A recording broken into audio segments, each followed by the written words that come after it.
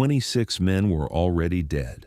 33 were still alive inside a submarine, resting about 240 feet below the Atlantic. Above them, the U.S. Navy had one experimental steel chamber, one narrow hatch, and 4 chances to get everyone out before the sea finished the job.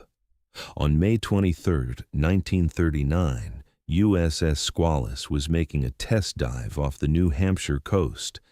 It was a new submarine, and the routine was supposed to be controlled: close the boat, submerge, check the systems, surface again. But a failure involving the main induction valve let seawater into the vessel. The flooding was violent and immediate in the aft compartments. Men there had almost no time. 26 were lost, but the forward part of the submarine held. 33 men, including the commanding officer, Lieutenant Oliver Naquin, were alive behind watertight doors.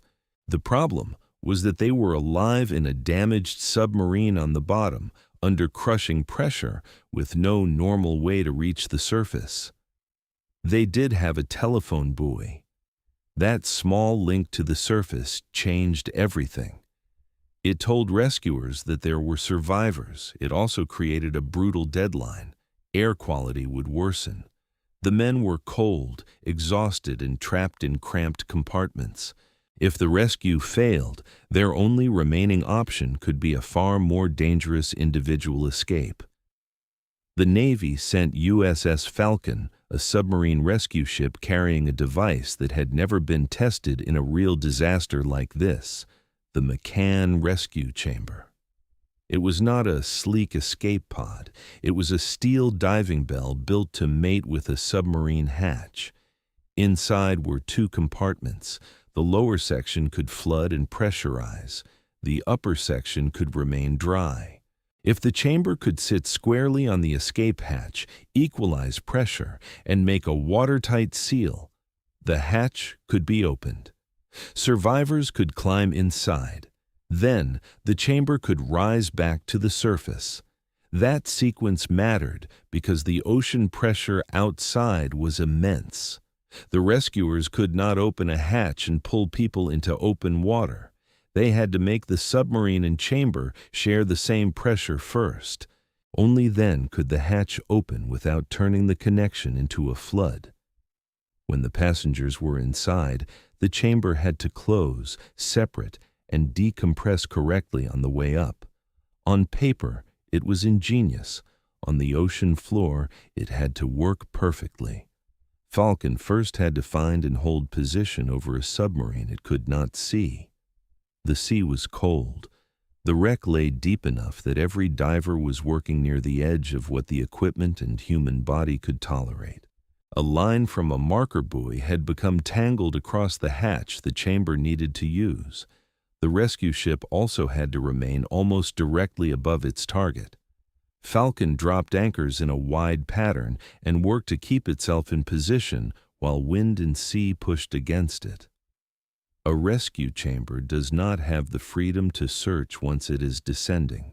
Its cable and downhaul must lead it to one small hatch on a submarine in darkness. Boatswain's mate Martin Sibitsky went down to the Squalus. He found the deck, cleared the obstruction, and secured the downhaul to the forward escape hatch. That one task turned an idea on the surface into a possible rescue. Now the chamber began its first descent. The men inside it listened to reports as they went down through more than 200 feet of water. At the bottom, they had to guide the chamber onto the metal ring around the Squalus hatch. A bad seal meant flooding. A fouled line could trap the chamber. A mistake while equalizing pressure could put everyone inside in danger. Then came the sound the trapped men had been waiting for. The hatch opened. The chamber delivered supplies, carbon dioxide absorbent, and a little ventilation. Then it took aboard the first group of survivors. The hatch closed. The chamber broke free and climbed toward daylight. One trip worked. That was not the rescue. It was proof that the rescue might be possible. 33 people still had to come out through a small chamber, a single hatch, and a cable system exposed to the sea. Every return to the bottom meant another chance for a line to foul, for the weather to complicate Falcon's position, or for the submarine itself to shift. The second descent brought more men up, then the third. The system was doing what it had been designed to do, but it was no longer an experiment in calm water. It was a marathon of precise mechanical work under pressure, with human lives waiting at the bottom, and every trip required the same disciplined ritual. Down, seat the chamber, flood and seal the lower compartment, equalize pressure, open the hatch, transfer people, close everything again, break free, rise. Each successful return gave the men on Squalus proof that the outside world had not forgotten them. It also made the final trip more terrible, because the last group would be left alone if the mechanism failed. Inside Squalus, the survivors had to conserve strength and air. They prepared breathing equipment in case they needed it. They kept movement to a minimum. They waited as each departing group reduced the number left behind. By the fourth trip, the final group entered the chamber.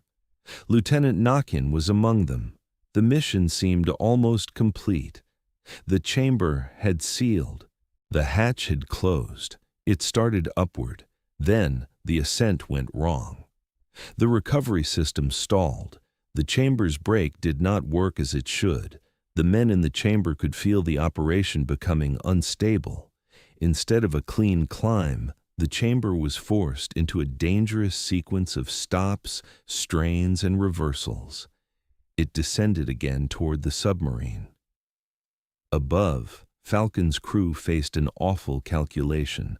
The recovery cable had been damaged. If it parted, the chamber could rise out of control or be lost. If they applied too much force, they could make the disaster worse. If they waited, the men inside remained under pressure at depth. The chamber reached the side of Squalus.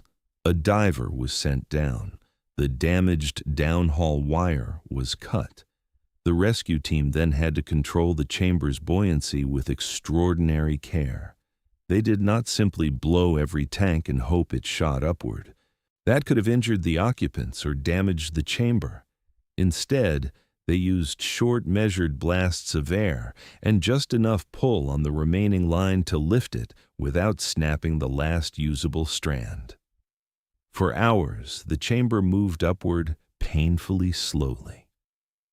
After midnight on May 25th, it finally surfaced. At 12:25 a.m., the hatch opened. The last survivors stepped onto Falcon. All 33 men from the forward section were alive. That outcome can sound inevitable when it's reduced to a line in a history book. A rescue chamber saved the crew. But it was not inevitable. The chamber had to find a hatch in darkness. A diver had to clear it. The seal had to hold.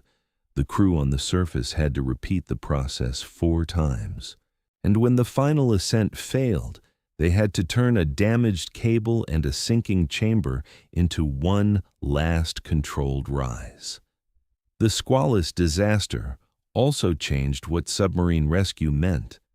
The McCann Rescue Chamber was no longer only a promising design. It had proved that men could be reached deep below the surface and brought home together. The submarine itself was later raised, repaired, and returned to service under a new name, USS Sailfish. But the lasting image of Squalus is not the salvage operation. It is that narrow steel chamber descending again and again into the dark, because 33 men were still waiting. If you enjoy maritime stories where engineering and nerve decide who comes home, subscribe for more true ocean history. And tell me in the comments, would you have trusted that chamber on its 4th descent?